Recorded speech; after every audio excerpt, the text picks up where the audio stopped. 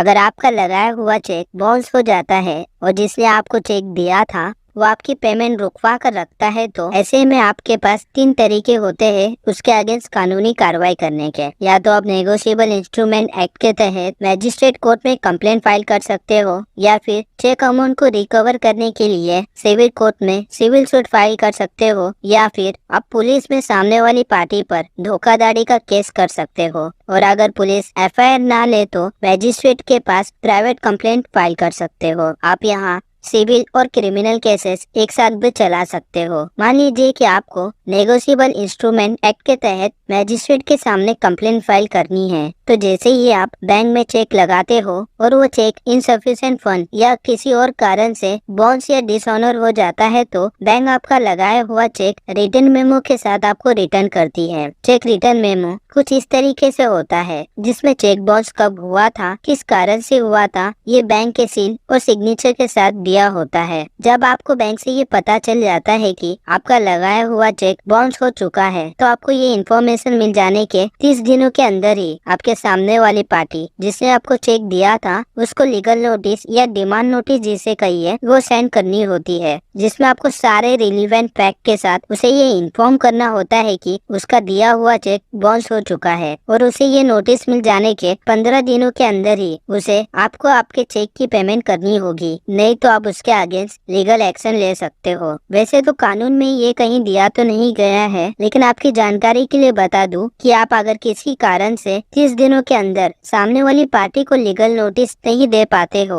और ये 30 दिनों का लिमिटेशन पीरियड लीगल नोटिस देने का आपके हाथ से निकल जाता है, तो ऐसे में आपको चाहिए कि आप फिर से बैंक में वो चेक लगाएं और फिर से वो चेक बाउंस होने पर आपको 30 दिनों का लिमिटेशन पीरियड मिल जाएगा सामने वाली पार्टी को लीगल नोटिस सेंड करने का। हाँ, पर अगर चेक लगाने की वैलिडिटी ही खत्म हो गई हो तो ऐसे में आप नेगोशिएबल इंस्ट्रूमेंट एक्ट के तहत कंप्लेंट फाइल नहीं कर सकते। फिर आपके पास ऑप्शन होता है रिकवरी सूट फाइल करने का, जो कि आप 3 सालों के अंदर कभी भी फाइल कर सकते हो। अगर सामने वाली पार्टी लीगल नोटिस मिलने के 15 दिनों के अंदर आपको कोई रिप्लाई या पेमेंट नहीं करती, तो ऐसे में आपको वो 15 दिन पूरे हो जाने के बाद से 30 दिनों का वक्त मिलता है नेगोशिएबल इंस्ट्रूमेंट एक्ट के तहत कोर्ट में कंप्लेंट फाइल करने का। कभी कभार ऐसा भी हो जाता है कि आप किसी कारण से 30 दिनों के अंदर कोर्ट में कंप्लेंट फाइल नहीं कर पाते हो, तो ऐसे में आपको डिले कंडोनेशन का एप्लीकेशन कोर्ट में फाइल करना होता है। अगर कोर्ट को आपका रीजन सफिशिएंट लगता है तो ही कोर्ट डिले को कंडोन करके आपकी कंप्लेंट एडमिट करता है। खैर, जैसे ही आप कोर्ट में कंप्लेंट फाइल करते हो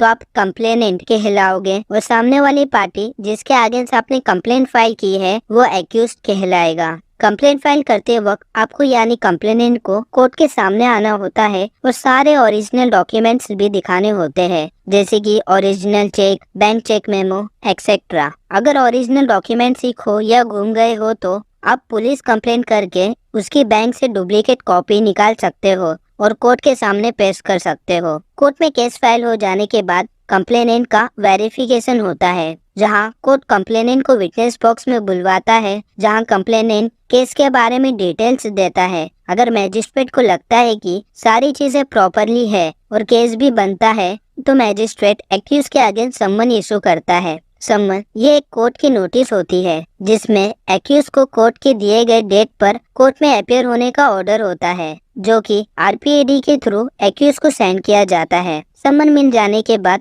एक्यूज को कोर्ट में अपीयर होना होता है। अगर वो कोर्ट में अपीयर नहीं होता है तो कोर्ट उसके खिलाफ अरेस्ट वारंट जारी कर देता है, और अगर वो कोर्ट में अपीयर होता है तो उसको बेल लेनी होती है विथ या विदाउट श्योरिटीज। अगर एक्यूज श्योरिटी नहीं दे सकता है तो उसको कैश सिक्योरिटी डिपॉजिट करनी होती है, जो कोर्ट में श्योरिटी देने पर या केस खत्म होने के बाद उसे वापस की जाएगी। एक्यूज की बेल हो जाने के बाद एक्यूज का प्ली रिकॉर्ड किया जाता है, जहां पर कोर्ट एक्यूज से ये पूछता है कि उसने ऑफेंस किया है कि नहीं। अगर एक्यूज अपना गुनाह कबूल कर देता है तो कोर्ट उसे तुरंत सजा सुना देता है, पर अगर वो इनोसेंट है और नॉट गिल्टी करता है तो मैटर को एविडेंस के लिए रख दिया जाता है, जहां कंप्लेनेंट अपनी एविडेंस एफिडेविट फॉर्म में कोर्ट में प्रेजेंट करता है और जो भी उसके केस को सपोर्ट कर सके वो सारे डॉक्यूमेंट्स कोर्ट में सबमिट करता है। यहाँ मैं आप लोगों को बता दूं, हर एक डॉक्यूमेंट कोर्ट में कम से कम 3 स्टेजेस से गुजरता है। डॉक्यूमेंट फाइलिंग,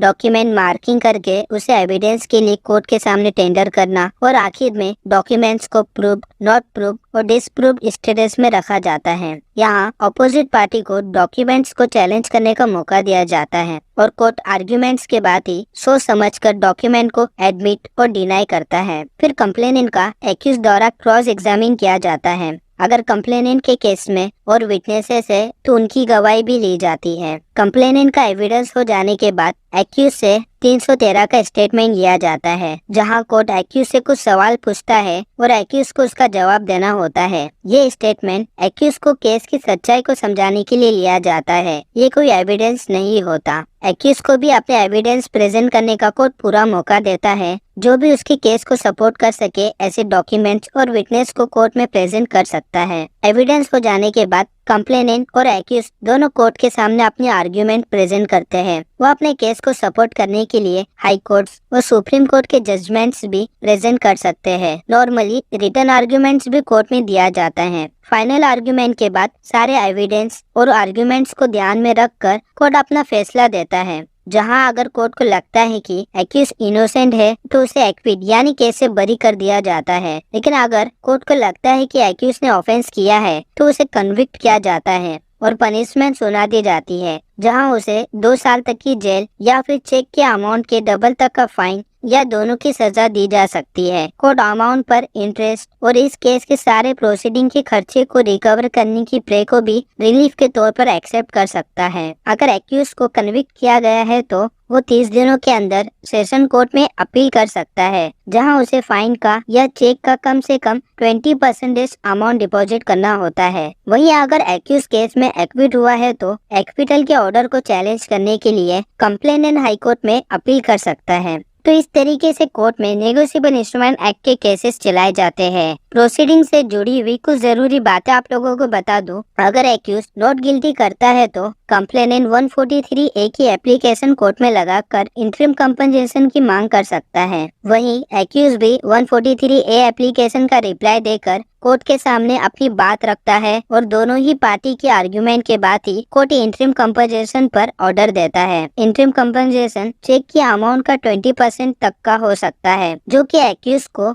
60 दिनों के अंदर कंप्लेनेंट को देना होता है, जिसे कोर्ट में कोई सफिशिएंट रीजन बताए जाने पर और 30 दिनों के एडिशनल पीरियड के साथ एक्सटेंड भी किया जा सकता है। पर आपको मैं यहाँ एक बात बता दूं कि अगर एक्यूज केस में एक्विट हो जाता है तो कंप्लेनेंट को पूरा इंटरिम कंपनसेशन का अमाउंट इंटरेस्ट के साथ एक्यूज को वापस लौटाना होता है। इंटरिम कंपनसेशन का ऑर्डर कोर्ट के डिस्क्रिप्शन पर डिपेंड करता है और कोर्ट केस के सर्कमस्टेंसेस के हिसाब से ही इंटरिम कंपनसेशन का ऑर्डर देता है। आपको यहाँ मैं एक और बात बता दूं कि अगर कोई भी स्टेजेस में एक्यूज लगातार केस की हियरिंग डेट अटेंड नहीं करता है तो कोर्ट एक्यूज के अगेंस्ट अरेस्ट वारंट जारी करता है। अगर कोर्ट NBW यानी नॉन बेलेबल वारंट इशू करता है तो इस वारंट के आधार पर पुलिस एक्यूज को ढूंढकर अरेस्ट कर सकती है। अगर एक्यूज तभी भी भाग जाता है या फरार हो जाता है तो ऐसे में कोर्ट से एक्यूज को प्रोक्लेम ऑफेंडर यानी भगोड़ा घोषित कर दिया जाता है। इससे ये होता है कि जब भी एक्यूज को पकड़ा जाएगा तो उस पर प्रोक्लेमेशन का भी सेपरेटली केस चलेगा और उसकी अलग से पनिशमेंट दी जाएगी। इसलिए बेहतर यही होता है कि एक्यूज को कोर्ट हियरिंग डेट पर प्रेजेंट होना होता है। अगर किसी कारण से वो प्रेजेंट नहीं हो सकता है तो कोर्ट को वो कारण बताकर एग्जेम्पशन या परमानेंट एग्जेम्पशन की एप्लीकेशन कोर्ट में सबमिट कर सकता है। अगर पार्टीज चाहे तो ये केस किसी भी स्टेज में सेटल कर सकती है। अगर कंप्लेनेंट की डेथ हो जाती है तो उसके लीगल हेयर उसकी जगह पर केस को कंटिन्यू कर सकते हैं, लेकिन अगर एक्यूज की डेथ हो जाती है तो केस डिसमिस हो जाता है। प्रोसीडिंग एक्यूज के लीगल हेयर के अगेंस्ट नहीं चलाई जा सकती। इस केस में प्रोसीडिंग्स के दौरान कंप्लेनेंट को कोर्ट में पेश होना होता है। अगर कंप्लेनेंट खुद नहीं जा सकता है तो किसी को DPA यानी जनरल पावर ऑफ अटर्नी देकर भी अपने बिहाफ में केस लड़ सकता है। तो इस तरीके से कोर्ट में नेगोशिएबल इंस्ट्रूमेंट एक्ट के केसेस चलाए जाते हैं।